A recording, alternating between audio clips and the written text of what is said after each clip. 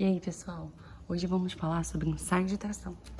Porém, antes de falarmos sobre ensaio de tração, vamos imergir no assunto sobre ensaio de uma maneira mais geral. E para isso, vamos utilizar um exemplo bem cotidiano. Você já ouviu falar sobre carroceria com deformação programada? Pessoas dizem que os carros antigos que eram bons, pois não amassavam com tanta facilidade. Os testes de impactos promovidos pela indústria automobilística ao longo das décadas mostraram que as antigas carrocerias extremamente rígidas traziam mais danos aos passageiros, pois não eram capazes de dissipar a energia dos impactos.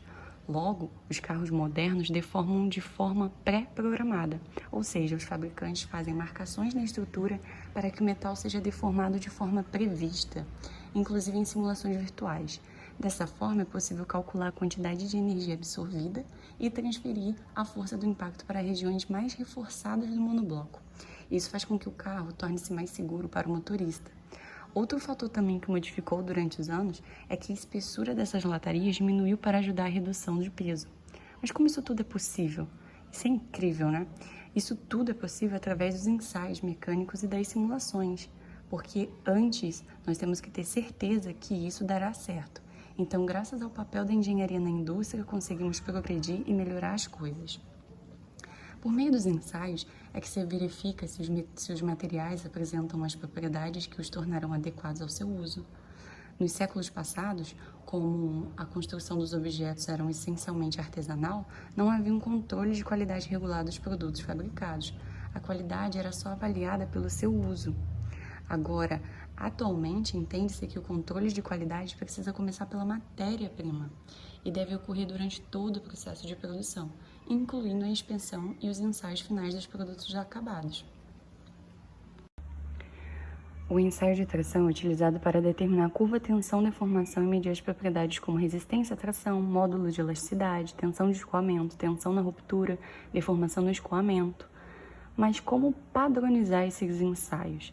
Esses ensaios são padronizados através de normas técnicas, e as normas técnicas mais utilizadas pelos laboratórios de ensaios provêm dessas seguintes instituições, onde as propriedades mecânicas dos materiais são obtidas independentemente das estruturas que serão utilizadas, e para isso são utilizados corpos de prova.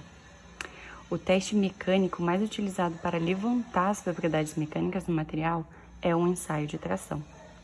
Mas então, como funciona esse ensaio de tração? O ensaio de tração consiste em aplicar uma força uniaxial no material, tendendo a alongá-lo até o momento de sua fratura. Os corpos de prova, na maioria das vezes, são circulares, podendo também ser retangulares. O corpo de prova, sempre padronizados nas normas técnicas, é fixado pelas suas extremidades nas garras de fixação da máquina de tração. O corpo de prova é então submetido a um esforço, aplicando uma carga gradativa e registrando cada valor de força correspondente a um diferente tipo de alongamento do material. Alongamento este que é medido pelo extensômetro, como mostra na figura. O ensaio termina quando o material se rompe. Para efeitos de reduzir a diferença entre as dimensões de diferentes corpos de prova, utiliza-se um conceito de tensão convencional ou tensão de engenharia, que é definido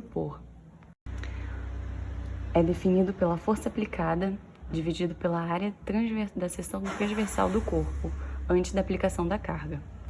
Já a deformação sofrida pelo corpo de prova pode ser calculada em função do alongamento sofrido durante o ensaio, que é igual ao comprimento final menos o comprimento inicial, e isso tudo dividido pelo comprimento inicial. Os resultados são obtidos através do ensaio de tração, e são plotados. Isso tudo fornecido pela própria máquina de ensaio, em um gráfico chamado, como eu disse no início, tensão-deformação. Podemos ver que a fase plástica ali é a fase na qual o material recupera suas dimensões originais após a retirada dos esforços externos sobre ele. Então, essa fase elástica ela obedece à lei de Hooke, E o E ele é representado na fórmula e denominado como módulo de elasticidade. É a resistência mecânica do material ou rigidez. O módulo de elasticidade pode ser obtido através da inclinação da reta e na fase elástica. Já o limite de proporcionalidade é o limite no qual as tensões são diretamente proporcionais às deformações. O escoamento é o início da deformação plástica e consiste propriamente dito em um grande alongamento do material sem acréscimo significativo de carga, com oscilações na velocidade de deformação.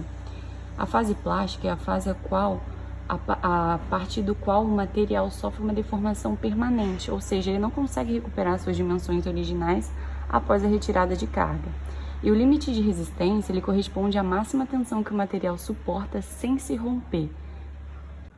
Já o limite de ruptura corresponde ao ponto de fratura do material. E é isso, pessoal. Espero que tenham gostado. Até mais!